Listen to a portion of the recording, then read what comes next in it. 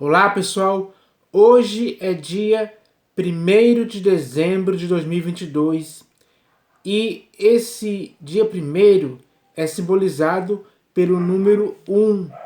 E o número 1 é uma unidade singular. O número 1 não é uma unidade pluralizada. Isso significa o quê? Que 1 é um número único. Ele não é um número que está dividido. Ele é um número único. Então, ele simboliza uma unidade. É assim que a Igreja do Senhor Jesus tem que ser. A Igreja do Senhor Jesus tem que ser uma unidade. Em cada cidade é assim que deve ser. Foi assim no passado, quando iniciou, é assim hoje e tem que ser assim no futuro. Sem dúvida alguma. Porque quando lemos as Escrituras, ficamos sabendo disso.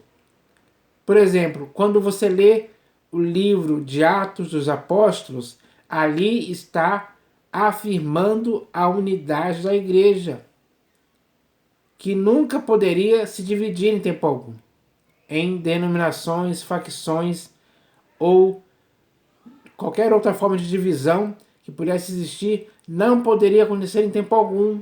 A igreja daquela época, do primeiro século, estava conscientizada disso pelo próprio Espírito, que a fazia entender dessa forma.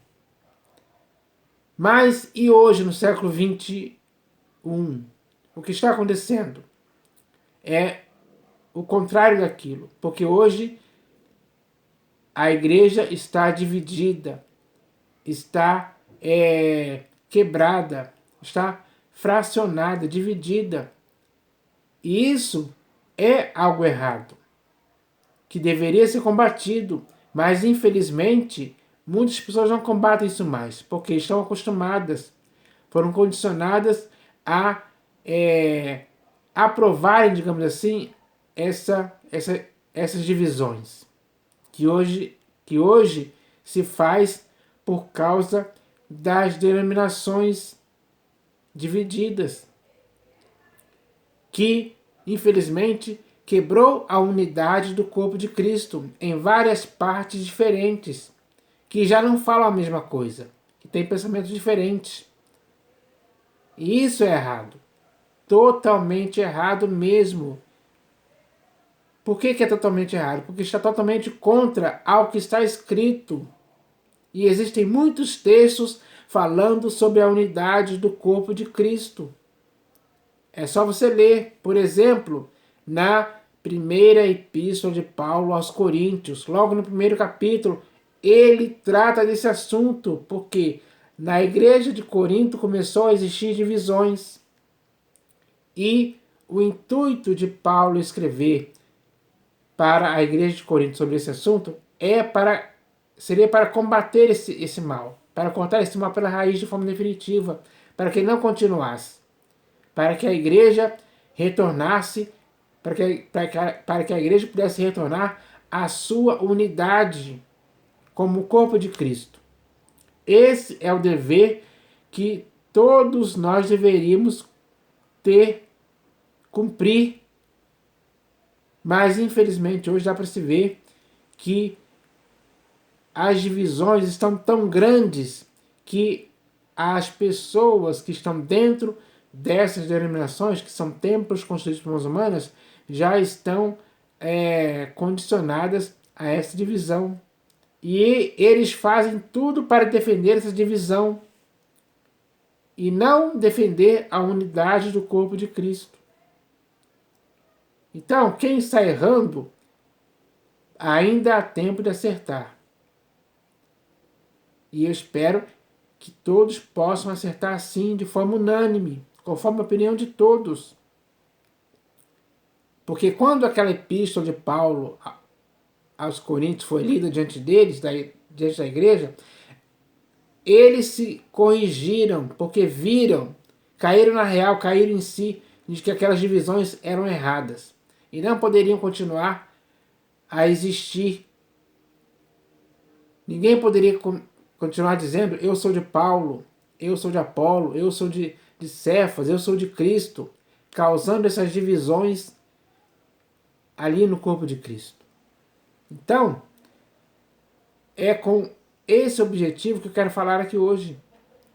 Com o objetivo de que tanto você como eu possamos lutar juntos pela unidade do corpo de Cristo, que é a igreja. E isso tem que ser feito agora.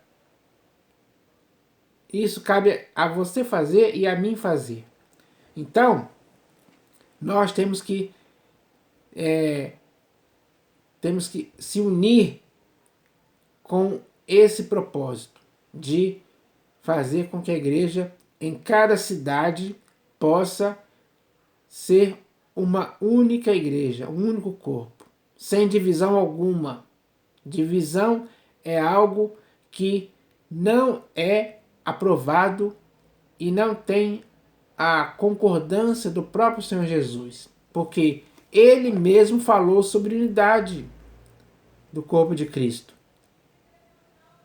E as sãs palavras que ele falou a respeito disso, nós devemos concordar com elas. E não ensinar outra doutrina. E não viver discordando das sãs palavras do Senhor Jesus a respeito disso. E eu vou ler aqui 5 textos falando sobre a unidade do corpo de Cristo. E é claro que eu vou iniciar com o que o próprio Senhor Jesus falou a respeito disso. Então, está aqui, o primeiro texto que eu vou ler está no Evangelho segundo João, capítulo 17, do versículo 20 ao 23.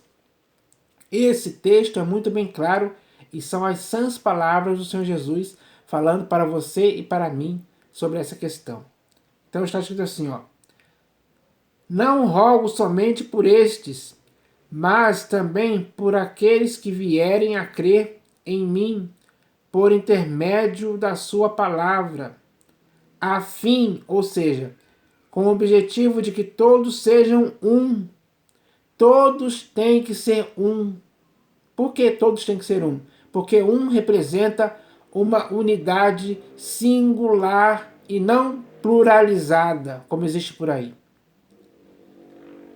A fim de que todos sejam um.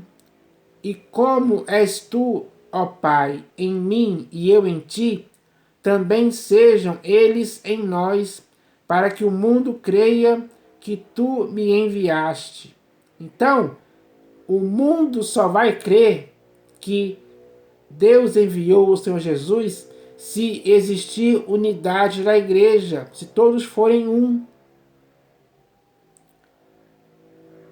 Eu lhes tenho transmitido a glória que me tens dado, para que sejam um. Novamente o Senhor Jesus está dizendo, para que sejam um. A igreja tem que ser uma unidade singular e não pluralizada, como está acontecendo hoje, por causa das denominações divididas. Eu lhes tenho transmitido a glória que me tens dado, para que sejam um, como nós o somos.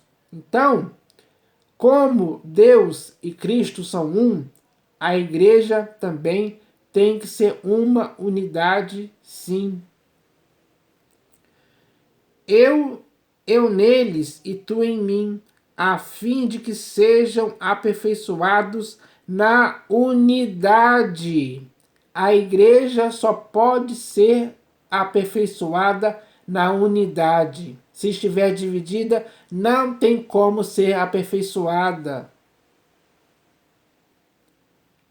Eu neles e tu em mim, a fim de que sejam aperfeiçoados na unidade, para que o mundo conheça que tu me enviaste e os amaste, como também amaste a mim. Então, está muito bem claro isso. Não tem como ter dúvida mais. É preciso que a igreja em cada cidade seja uma unidade singular. É isso, é isso o que o Senhor Jesus está dizendo para você e para mim, claramente, sem dúvida alguma. A compreensão não pode ser outra. A compreensão tem que ser essa. Agora eu vou ler aqui o próximo texto que está aqui na Epístola de Paulo aos Romanos, capítulo 15, versículo 5 e 6. Epístola de Paulo aos Romanos, capítulo 15, versículo 5 e 6. Está escrito assim, ó. Ora, o Deus da paciência e da consolação vos conceda o mesmo sentir de uns para com os outros, segundo Cristo Jesus, para que concordemente e a uma voz glorifiqueis ao Deus e Pai de nosso Senhor Jesus Cristo. Então, essa palavra, ela mostra claramente que tem que existir unidade. Todos têm que falar a mesma coisa. Todos têm que usar a sua voz para, de forma concordante, glorificarem a Deus e Pai de nosso Senhor Jesus Cristo. Isso é unidade. Ele está falando aqui claramente sobre unidade para a igreja que estava na cidade de Roma. Ela deveria ter essa noção de unidade, para nunca causar divisões no corpo de Cristo, mas para se manter unida como uma unidade singular. Agora eu vou ler o próximo texto aqui, que está na primeira epístola de Paulo aos Coríntios, capítulo 12, versículos 12 e 13. Então aqui, agora esse texto vai falar para a igreja que estava na cidade de Corinto. O texto diz assim, ó. Porque assim como o corpo é um e tem muitos membros, e todos os membros, sendo muitos, constituem um só corpo. Um só corpo, um corpo único, um corpo singular. Constituem um só corpo, assim também com respeito a Cristo. Pois em um só Espírito todos nós fomos batizados em um só corpo, quer judeus, quer gregos, quer escravos, quer livres, e a todos nos foi dado beber de um só Espírito. Então, a palavra é sempre um de unidade, e não pluralidade, diversificada, dividida, fracionada, digamos assim. A igreja, que é o corpo de Cristo, não pode se deixar levar pelas divisões, não importa quais elas sejam. Está tudo errado. Divisões são coisas erradas que não podem existir no corpo de Cristo. E esse texto aqui, que aliás é o capítulo aqui, prosseguindo, se você ler, você vai se inteirar mais. Eu só vou ler esses 2 versículos aqui que já são suficientes para dar uma noção exata de que tanto você como eu devemos entender que a igreja tem que ser um corpo único, sem divisão alguma. A unidade do corpo de Cristo tem que ser mantida para sempre, sem divisões em tempo algum. Divisões são coisas erradas. Unidade do corpo de Cristo é algo certo e aprovado pelo Senhor Jesus, que é aquele que edificou a sua igreja sobre a pedra, para ela estar estabilizada e bem unida e unificada nessa pedra. Nunca, em tempo algum, poderia existir divisões no corpo de Cristo.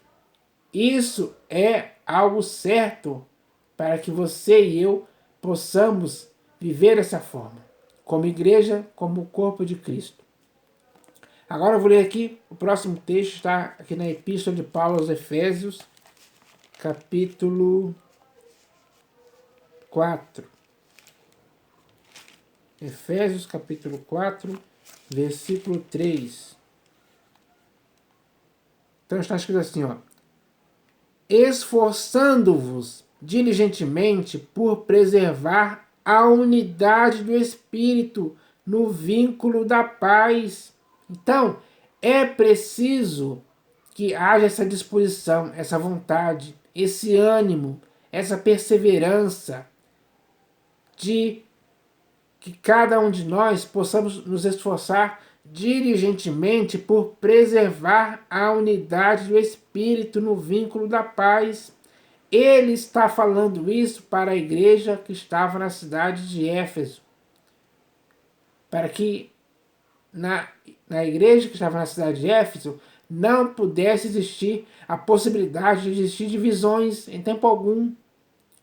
Esse texto é para esclarecer a igreja a respeito disso, para conscientizar elas, para que quando pudesse começar a acontecer ou iniciar uma divisão ali, o pessoal pudesse parar, pensar e analisar que aquilo estava sendo errado. Divisão, ela destrói o corpo de Cristo.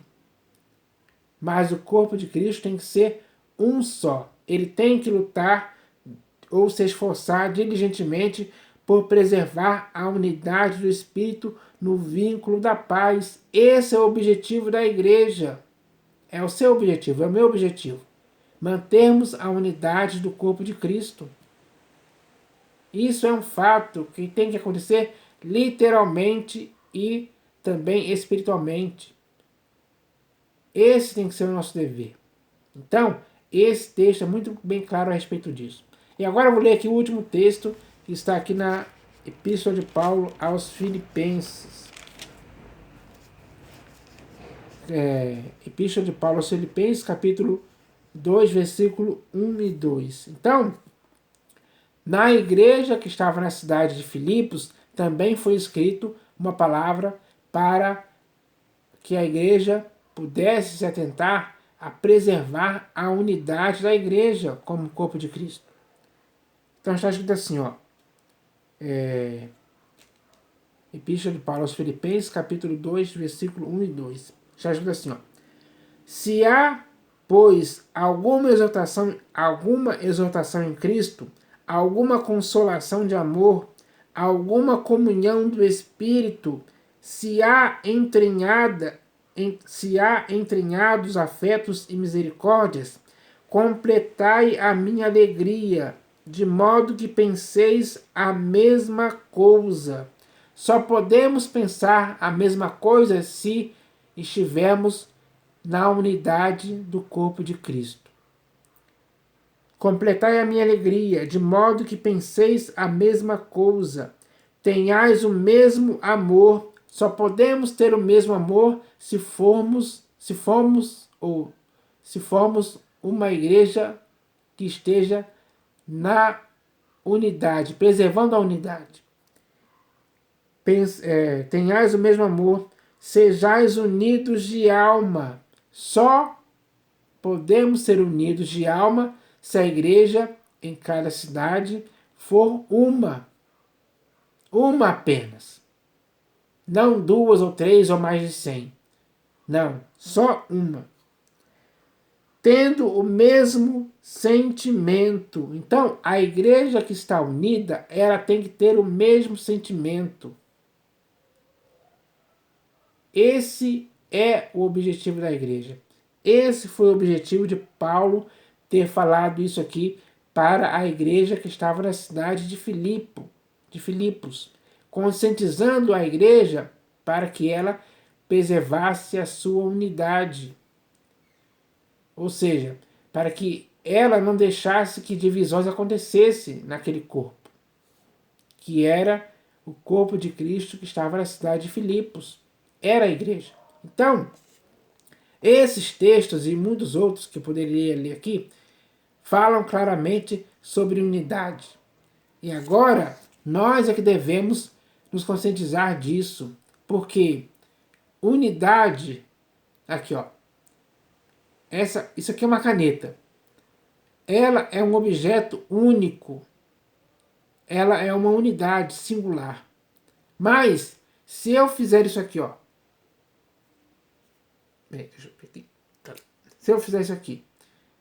Aí depois, se eu fizer isso aqui. Já dividi uma unidade singular em 3 partes diferentes. Agora, ela não é mais uma unidade singular. Ela é uma unidade pluralizada, desmembrada, dividida em partes diferentes. Foi isso que aconteceu com a igreja ao longo dos anos, porque a igreja foi dividida dessa forma. Quem causou essa divisão? Quem foi aquele que fez isso acontecer? Quem são os cúmplices dessa divisão? Quem são aqueles que estão consentindo, que estão aprovando, concordando, dizendo amém para essa divisão? Pode ser você, pode ser eu, pode sim. E se for, o que nós devemos fazer? Devemos continuar aceitando essas divisões? Não, devemos nos esforçar para retornarmos à unidade. E para isso devemos fazer com que tudo aquilo que estava dividido se torne um novamente. É assim que tem que acontecer com o corpo de Cristo. Ele tem que se tornar uma unidade única e singular.